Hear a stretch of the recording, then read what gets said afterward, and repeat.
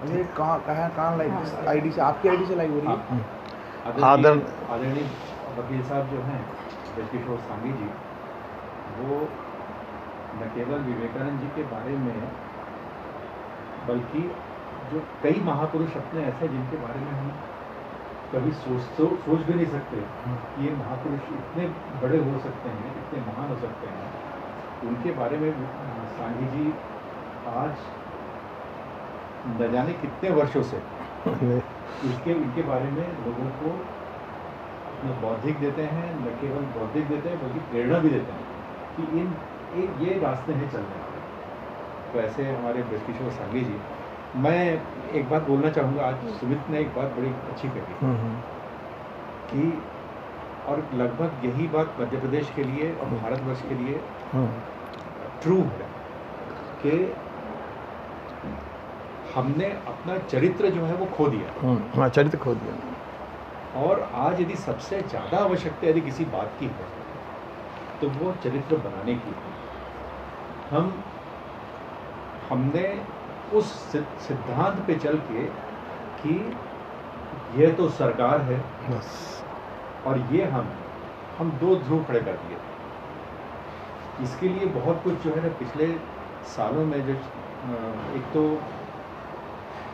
ऐसे लोगों की सरकार रही जो आत्म केंद्रित रहे, अपने स्वार्थ के कंपार्टमेंट्स के बीच में जीते रहे और ऐसे कंपार्टमेंट्स के बीच में जी करके बाकी लोगों को भी सारे उन कंपार्टमेंट्स के बीच में लाते रहे।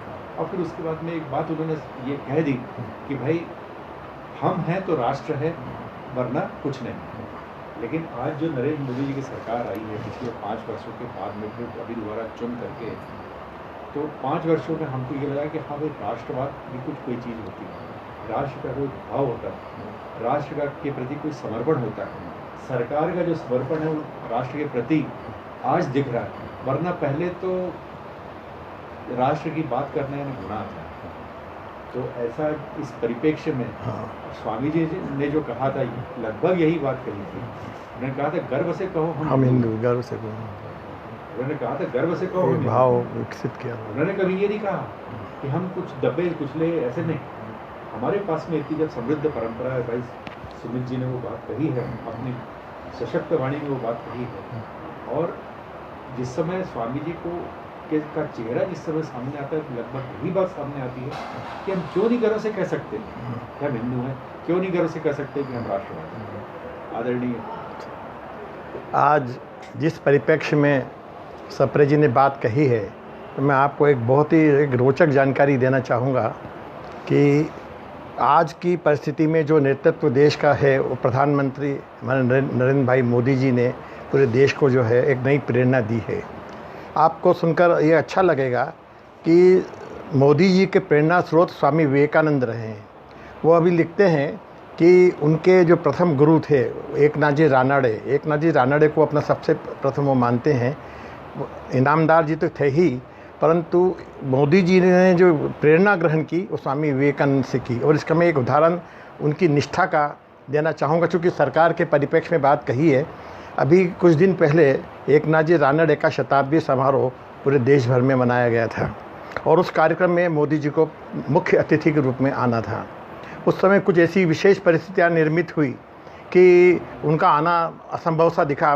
मालूम हुआ कि 12 बजे उनको शपथ विधि दिलाना है कैबिनेट को, मंत्रिमंडल को, और उनका कार्यक्रम जो था वो 11:30 बजे था, 11 बजे का था। उनको अधिकारियों ने कह दिया कि नहीं, आपका कार्यक्रम अब नहीं हो सकता, दिक्कत है। मोदी जी ने कहा नहीं, होगा, निश्चित रूप से होगा, मैं सब मैनेज करूँगा। उन्होंने साहब ठीक समय पर पहुँचे और स्वामी एकनाथ जी रानड़े जी के बारे में ओतप्रोत उनके व्यक्तित्व के बारे में जो बात कही।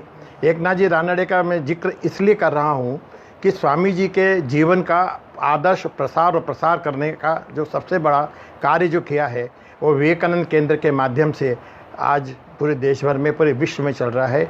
और उसके प्रेरणा स्रोत जो है वो एकनाथ जी रानड़े थे। एकनाथ जी रानड़े ने जो विवेकानंद केंद्र जो बना कन्याकुमारी में, उसके 50 साल भी अभी पूरे होने जा रहे हैं। और अभी 1 सितंबर से पूरे देश भर में विवेकानंद राग मेमोरियल के 50 वर्ष पूरे होने पर पूरे देश भर में उनके कार्यक्रम होने जा रहे हैं। तो उन्होंने मोदी जी के बाद में इसलिए कह रहा था कि वो ये कहते हैं कि हमें प्रत्येक व्यक्ति में एक करुणा का भाव, एक संवेदनशीलता का भाव होना चाहिए। और जैसे चारित्रिक मूल्यों की जो बात कही गई, वो चारित्रिक मूल्य बहुत ज़रूरी है। कितनी ही विपरीत परिस्थितियाँ हों, परंतु विपरीत से विपरीत परिस्थितियों में हम अपने आप को दृढ़ता के साथ, संकल्पशीलता के साथ काम कर सकें, इस बात की बड़ी आवश्यकता है। और ये बात जो है स्वामी विवेकानंद के जीवन में कदम कदम पर, पल पल पे दिखाई देता है। जब स्वामी विवेकानंद जी जब है रामकृष्ण परमहंस के पास में आए, मैं आपको उनका एक रोचक पक्ष भी बता दूं कि प्रारंभ में वो बड़े तर्कवादी थे और वैज्ञानिकवादी थे। आध्यात्म का पुट तो उनमें था, आध्यात्मिक विचार तो थे, परंतु तर्क की तराजू पर तोलते थे। रामकृष्ण परमहंस से जब उनकी प्रथम हुई तो वो नाचने लगे कि साहब मेरा जो चेला है, शिष्य जो है, जिसको मैं बहुत दिनों से खोज रहा था, वो मिल गया। उन्होंने कहा कि विवेकानंद जी ने रामकृष्ण परमहंस से कहा कि साहब मुझे आपको ईश्वर का दर्शन कराना है। ईश्वर है? बोला हाँ है। बोले कहाँ है? बोले आप ध्यान करो, ध्यानस्थ हो, आपको ईश्वर दिखाई देगा। और वो ध्यानस्थ हो गए। वो ऐसे ध्यानस्थ हो गए और रामकृष्ण परमहंस ने उनके सिर पर हाथ रख दिया कि वो खो गए, ध्यान में खो गए। और घंटों तक ध्यान में चला। उनको ऐसा आभास होने लगा कि सारा जगत घूम रहा है और उनको एक ईश्वरीय शक्ति के दर्शन हो रहे हैं। थोड़ी देर बाद जब उनकी तंद्रा से वो मुक्त हुए, बोले साहब आपने क्या जादू कर दिया? बोले जादू नहीं, आपको कैसा लगा? नहीं साहब मुझे अच्छा प्रतीत हुआ। इस प्रकार से वो उनके रामकृष्ण परमहंस के सानिध्य में आगे वो बढ़ते चले गए। और अंततोगत्वा जब वो पूरे देश भर में परिव्राजक के भांति पूरे भ्रमण जब वो करने लगे, तो उनको जब कन्याकुमारी गए तो वहाँ पर एक शिला थी सामने। उनको लगा कि ये शिला जो है मुझे पुकार रही है। उन्होंने बहुत आर्थिक कुछ दशा थी नहीं, पास में कुछ पैसे थे नहीं, नाविक से कहा कि साहब मुझे शिला तक पहुंचा दे। उसने मना कर दिया। वो नदी में कूद पड़े और कूदते कूदते वो शिला तक जा पहुंचे और वहाँ शिला पे जाके ध्यानस्थ हो गए, ध्यान मुद्रा में आ गए। पूरा हिंदुस्तान वहाँ दिखाई दे रहा था। विवेकानंद जो है कन्याकुमारी, वहाँ आपको 3 समुद्र दिखाई देते हैं, हिंद महासागर, अरब सागर और बंगाल की खाड़ी, ये तीनों आपको दिखाई देते हैं। वहाँ जब उनको लगा और वो ध्यान मुद्रा में हो गया, उनको ऐसा लगा कि मुझे मेरे गुरु और मेरी आंतरिक शक्ति पुकार के कह रही है कि इस देश के बारे में जो विचार है, देश का जो हजारों साल से जो इतिहास चला आ रहा है कि सब व्यक्ति सुखी हों, सब निरोग हों, सर्वे भवन्तु सुखिनः वसुधैव कुटुम्बकम, इसकी भावना का प्रसार और प्रचार जो है वो हमें विदेशों में करना चाहिए। ऐसा उनको कुछ आभास सा हुआ और वे ध्यान मुद्रा से 3 दिन वो निरंतर ध्यान में लगे रहे। और जब वो आए तो उस समय चूँकि पूरे देश भर में भ्रमण करते थे, उनका चेहरा इतना प्रभावशाली था कि बड़े बड़े राजा महाराजा उनको साष्टांग दंडवत प्रणाम करते थे। हमारे खेतड़ी के महाराजा उनके प्रकांड उनके भक्त थे और उनके बहुत अलवर नरेश वो उनके बड़े भक्त थे। और उनका ये आग्रह था कि स्वामी जी आपको विदेश जाना चाहिए, क्योंकि उस समय एक खबर आई थी कि शिकागो में एक विश्व धर्म सम्मेलन होने जा रहा है। और स्वामी जी के मन में ये लगता था कि कैसे क्या होगा, उनको इच्छा नहीं होती थी, परंतु वहाँ उनको प्रेरणा मिली। वो जैसे ही वहाँ समुद्र किनारे पहुँचे तो उनका दीवान जो है भागता हुआ आया और बोले साहब ये आपको टिकट दिए हैं जहाज़ के और आप मना बिल्कुल मत करना। क्योंकि स्वामी जी की भी मानसिकता ऐसी बन रही थी। उन्होंने एक पता भी वहाँ का दिया, लॉर्ड बेरोज जो थे वहाँ पर उसके आयोजकों में से थे। और उन्होंने जो है उनका वो जो वस्त्र है पूरा अंगरखा, पूरा सेफ्रन कलर का पूरा साफ़ा भव्य चेहरा, वो सब उन्होंने बनवा के उनको दिया और वह जहाज़ में वहाँ से रवाना हुए। आप देखिए परिस्थिति कैसी परीक्षा लेती है उनकी कि जब वो गए तो जो पता उनके पास में था वो पता उनके पास से कहीं स्मृत हो गया। अब उनको लगा क्या करना है, कैसे रहना। तो उन्होंने कहा भाई ठीक है, जो देवी की इच्छा है, ईश्वर की इच्छा है, और वो ध्यानस्थ मुद्रा में बैठ गए। उस समय ठंड का मौसम था। रात उन्होंने जो पाइप होते हैं बड़े बड़े सीमेंट के उसमें काटी और वो ध्यानस्थ मुद्रा में बैठे थे। जब उनकी आंखें खुली तो सामने देखा कि सामने की बिल्डिंग से एक महिला झांक के देख रही है और वो बहुत प्रभावित हुई। उनका ये बड़ा देदीप्यमान नक्षत्र, बड़ा विभूति, आध्यात्मिक विभूति दिखाई दे रही है। उन्होंने बुलाया, पूछा आप कहाँ से आए हैं? उन्होंने सब बताया कि मैं भारत से आया हूँ, स्वामी विवेकानंद मेरा नाम है। और उन्होंने शिकागो का विश्व धर्म सम्मेलन के बारे में जिक्र किया। संयोग से देखिए कि उनका उस महिला का उस आयोजकों से काफ़ी अच्छा परिचय था और जो उनके वार्तालाप हुई तो उन्होंने उनको एक पत्र लिखा और उन्होंने ये पत्र लिखा कि मैं आपको आध्यात्मिक विभूति जो है स्वामी विवेकानंद, इनको भेज रहा हूँ और ये इतने प्रकांड विद्वान हैं कि हार्वर्ड विश्वविद्यालय के जितने भी प्रोफेसर्स हैं उनकी सारी बुद्धि भी इकट्ठी कर दी जाए, उससे भी ज़्यादा ये अधिक बुद्धिमान है और ये आप उसमें आना चाहते हैं। वहाँ वो पहुँचे उन्होंने कहा भाई वहाँ पर आप देखेंगे जैन धर्म का भी एक व्यक्ति पहुँचा था, बौद्ध धर्म का भी पहुँचा था, ब्रह्म समाज का भी पहुँचा था, थियोसॉफिकल सोसाइटी का भी पहुँचा था, अलग अलग धर्मों के पहुँचे थे। और आपको मैं उसकी बाद में एक तथ्य बताऊँगा। विश्व धर्म सम्मेलन का जो मुख्य उद्देश्य था वो ये था, उनको वो उनकी धारणा थी कि ये सब आपस में लड़ते झगड़ते रहते हैं। वो कहते हैं जैन धर्म मेरा धर्म श्रेष्ठ है, वो मेरा धर्म श्रेष्ठ है, और वो ईसाई धर्म को सर्वश्रेष्ठ घोषित करना चाहते थे। यह उसके पीछे उनका एक उद्देश्य था। और उन्होंने कहा कि सब आखिरी में जब ईसाई धर्म की बात आएगी तो वो कहेंगे ये सर्वश्रेष्ठ जो है धर्म है विश्व का, ये प्रतिपादित किया जाएगा। उन्होंने जब स्वामी जी ने कहा तो ठीक है भाई, आपको सबसे आखिरी में बोलना है, सब अपनी अपनी बात कहेंगे। उन्होंने कही। अब उन्होंने कहा कि आपको सिर्फ 3 मिनट का समय दिया जाता है। तो वहाँ जो आयोजक है, उद्घोषक, वो घोषणा करते हैं, lord Barrows, Swami Vivekananda from India. एक अत्यंत देदीप्यमान चेहरा, भव्य ललाट और साफा बंधा हुआ पूरा अंगरखा, और वो जब मनी मन भगवती का ध्यान करते हैं और वो जब हाथ जोड़ के निवेदन करते हैं, brothers and sisters of America. पहली बार लोगों ने brothers and sisters of America सुना। लेडीज़ एंड जेंटलमैन की भाषा वो समझते थे। पूरा लोग खड़े हो गए तालियों से, और 3 मिनट तक जो है तालियां बजती थी लगातार। बिल्कुल उनका समय जो 3 मिनट का था वो तालियों में ही निकल गया।